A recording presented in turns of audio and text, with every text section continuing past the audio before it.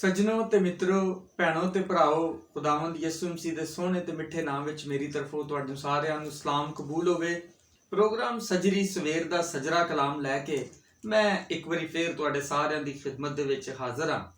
ਤੇ ਅੱਜ ਦਾ ਸਾਡਾ ਮੌਜੂ ਜਿਹਦੇ ਤੇ ਅਸੀਂ ਰੱਬ ਦੇ ਕਲਾਮ ਦੇ ਵਿੱਚੋਂ ਸਿੱਖਾਂਗੇ ਉਹ ਇਹ ਵੇ ਭਈ ਕੀ ਤੁਸੀਂ ਯਹੂਦੀ ਆਲਮ ਹੋ ਜਾਂ ਅਦਨਾ ਸਾਮਰੀ। ਤੇ ਇਹ ਵੀ ਗੱਲ ਮੈਂ ਤੁਹਾਡੇ ਨਾਲ ਕਰਦਾ ਚੱਲਾਂ ਕਿ ਅੱਜ ਤੋਂ ਬਾਅਦ ਮੈਂ ਸਲਾਮ ਦੁਆ ਤੇ ਤੁਹਾਡੇ ਨਾਲ ਪੰਜਾਬੀ ਜ਼ੁਬਾਨ 'ਚ ਲਵਾਂ ਕਰਾਂਗਾ, ਪਰ ਖੁਦਾ ਦੇ ਕਲਾਮ ਨੂੰ ਮੈਂ ਉਰਦੂ ਜ਼ੁਬਾਨ 'ਚ ਤੁਹਾਡੇ ਸਾਰਿਆਂ ਦੇ ਨਾਲ ਬਿਆਨ ਕਰਾਂਗਾ। ਉਹਦੀ ਵਜ੍ਹਾ ਇਹ ਵੇ ਭਈ ਕਈ ਭੈਣ ਭਰਾਵਾਂ ਨੇ ਮੇਰੇ ਨਾਲ ਇਹ ਗੱਲ ਕੀਤੀ ਹੈ ਭਈ ਪੰਜਾਬੀ ਜ਼ੁਬਾਨ ਦੇ ਕਈ ਲਫ਼ਜ਼ ਇੰਜ ਦੇ ਨੇ ਜਿਹੜੇ ਸਾਡੀ ਸਮਝ 'ਚ ਨਹੀਂ ਆਉਂਦੇ, ਇਸ ਵਾਸਤੇ ਤੁਸੀਂ ਉਰਦੂ ਜ਼ੁਬਾਨ ਦੇ ਵਿੱਚ ਖੁਦਾ ਦੇ ਕਲਾਮ ਨੂੰ ਬਿਆਨ ਕਰਿਆ ਕਰੋ। ਸੋ ਮੈਂ ਉਰਦੂ ਜ਼ੁਬਾਨ 'ਚ ਤੁਹਾਡੇ ਨਾਲ ਅੱਜ ਤੋਂ ਇਹਨੂੰ ਬਿਆਨ ਕਰਾਂਗਾ, ਲੇਕਿਨ ਸਲਾਮ ਦੁਆ ਆਪਣੀ ਮਾਂ ਬੋਲੀ ਮਾਦਰੀ ਜ਼ੁਬਾਨ ਪੰਜਾਬੀ ਦੇ ਵਿੱਚ ਹੀ ਲਵਾਂ ਕਰਾਂਗਾ। अब खुदा दे कलाम वाल वधिए ते खुदा दे कलाम नू खोलिए।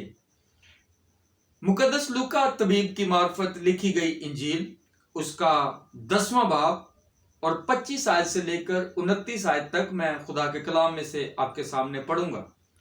लिखा, और देखो एक आलम शरा उठा और ये कहकर उसकी आजमाइश करने लगा कि ए उस्ताद, मैं क्या करूं कि हमेशा की जिंदगी का वारिस बनूं।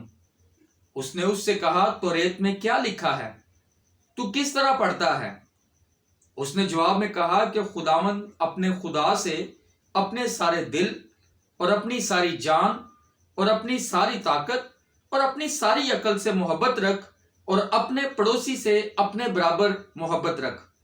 उसने उससे कहा, तूने ठीक जवाब दिया, यही कर तो जिएगा। मगर उसने अपने ताई रास्तबाज ठहराने की गर्ज से यीशु से पूछा, फिर मेरा पड़ोसी कौन है। पाक कलाम का पढ़ा और सुना जाना हम सब के लिए बरकत का बायस हो, आमीन। मेरे अजीज बहनों और भाइयों, जब हम मुकद्दस लूका की बात करते हैं तो ये बात याद रखें कि लूका रसूल नहीं था। रसूल उसे कहा जाता है जिससे खुदावंद यीशु मसीह ने चुना और जिन्होंने खुदावंद यीशु मसीह के साथ वक्त गुजारा। खुदावंद यीशु मसीह ने पौलुस रसूल को चुना जिसका पहला नाम साउल था, और हम ये देखते हैं कि लूका ने पौलुस रसूल के साथ वक्त गुजारा। एक रसूल की रफाकत और संगत में इसने अपनी खिदमत को सरंजाम दिया।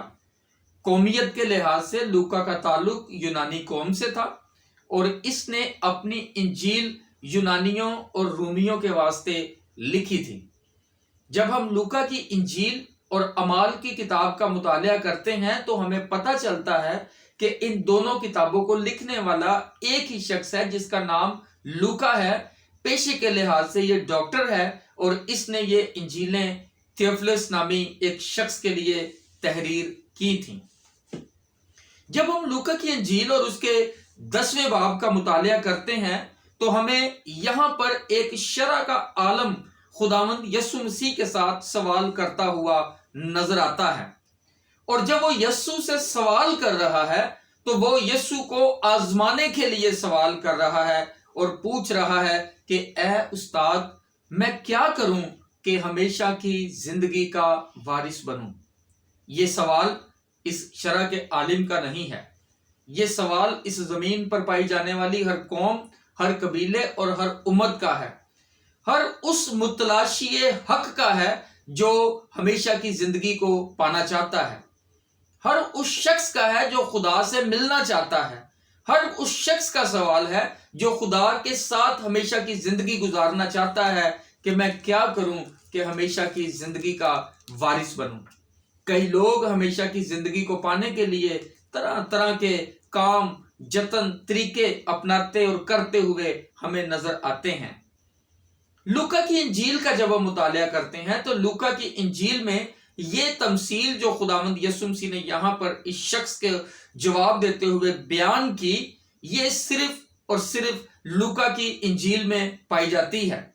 लेकिन इससे मिलता जुलता एक और वाकया है जहां पर एक सरदार आकर खुदावंद यीशु मसीह से सवाल करता है کہ اے نیک استاد میں کیا کروں کہ ہمیشہ کی زندگی کا وارث بنوں؟ تو خداوند یسوع مسیح اس سے کہتا ہے تو مجھے نیک کیوں کہتا ہے؟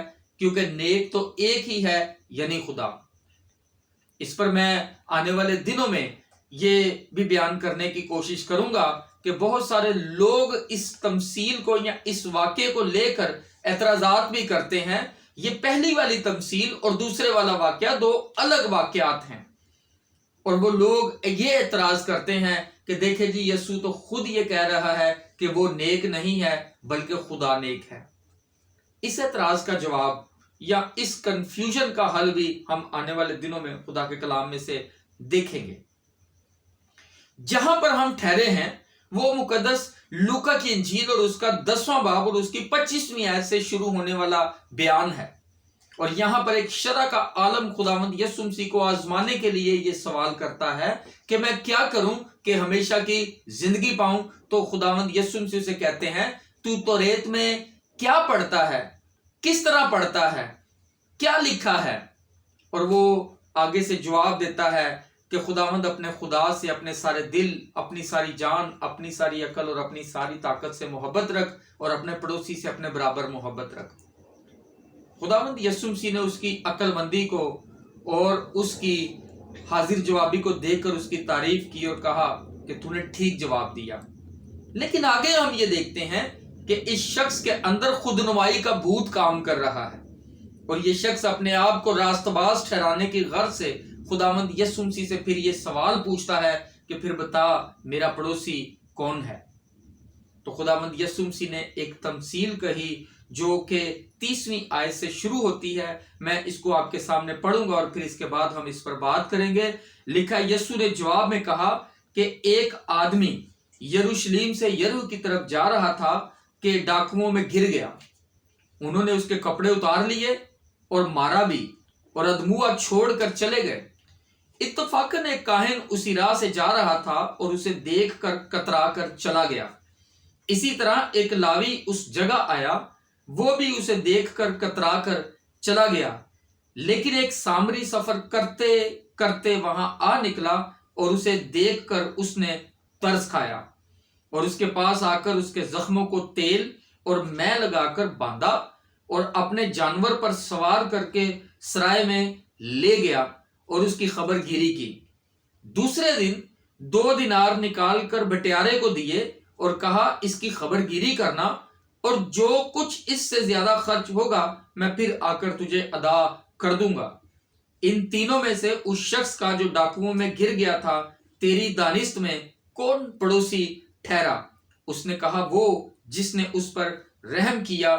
یسوع نے اس سے کہا جا تو بھی ایسا ہی کر۔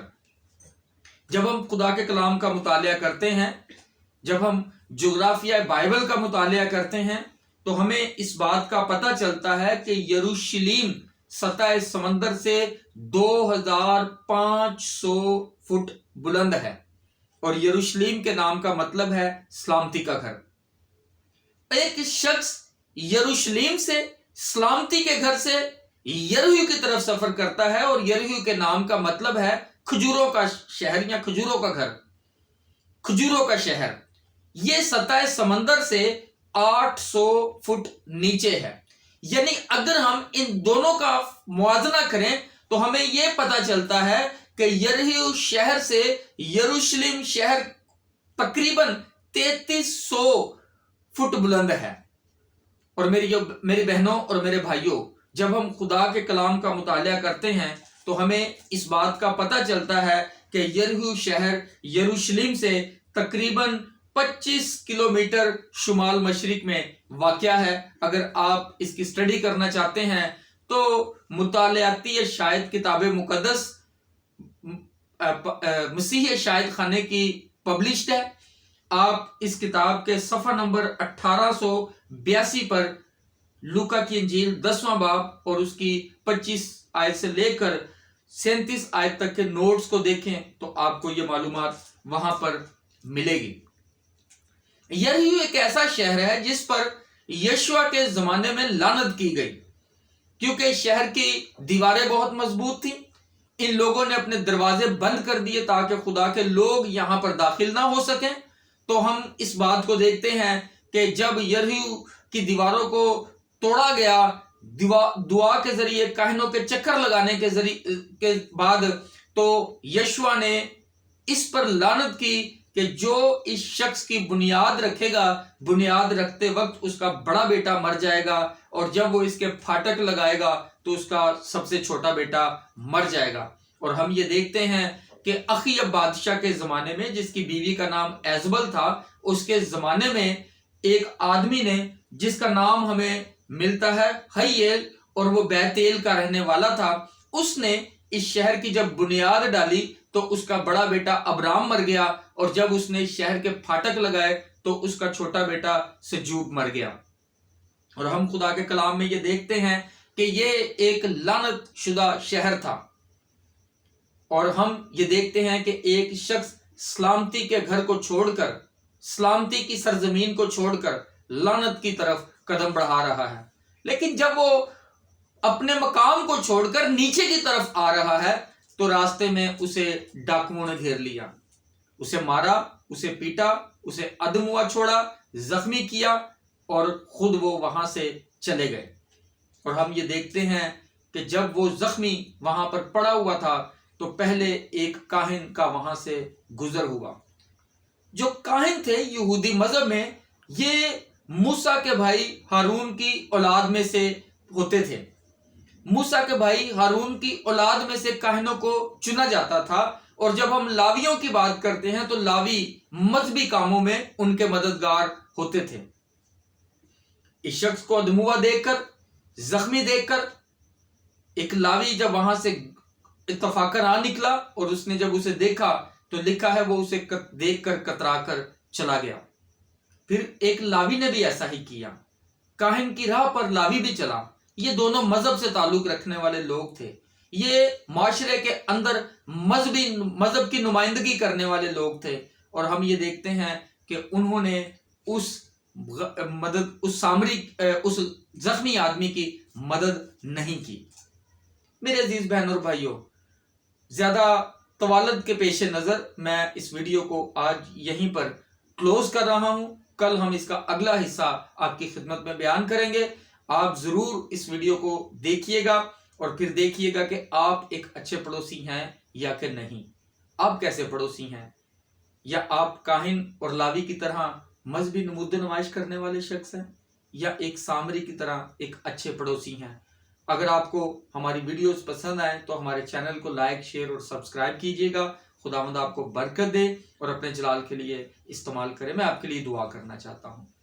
خداوند آسمانی باپ، جتنے تیرے بیٹے بیٹیاں اس کلام کو سنتے ہیں، ان کے ذہنوں کو کھول تاکہ وہ کتاب مقدس کو سمجھ سکیں۔ ہم اپنی راست بازی کے کام آدمیوں کو دکھانے کے لیے نہیں، بلکہ خداوند تیرے جلال کے لیے کرنے والے ہوں۔ میں تیرا شکر کرتا ہوں، میں تیری تعریف کرتا ہوں۔ تو بھلا ہے اور ہمیشہ بھلائی کرتا ہے، اور تو یہ چاہتا ہے کہ جس طرح تو ہے، تیرے بیٹے بیٹیاں بھی تیری مانند بنیں۔ ہمیں اپنے کلام کو سننے کا فضل عطا کر، اور کل کے کلام کے لیے ہمیں تیار کر، یسوع کے نام میں آمین۔